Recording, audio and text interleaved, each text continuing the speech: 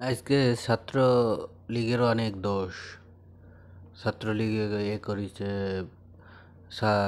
ছাত্রদের উত্তপ্ত করেছে, ছাত্রীদের হল থেকে বের করে দিয়েছে। কিন্তু ছাত্রলীগের তালিকাভুক্ত নেতাকর্মী যদি এই ডাবি ছাত্র শিবিরের সভাপতি, সাধারণ সম্পাদক হয় এবং প্রতিটা জেলায় এবং প্রতিটা বিশ্ববিদ্যালয়ে এইভাবে ছাত্র শিবির ছাত্রলীগের দল নিয়ে তাদের অপকর্ম কিংবা যাই করুক, ছাত্রলীগ যদি অপকর্ম করে, এতে ছাত্রলীগ ও ছাত্র জামাতের এই ছাত্র শিবিরেরও তো পুরোপুরি হাত, মানে তারা সংযুক্ত ছিল।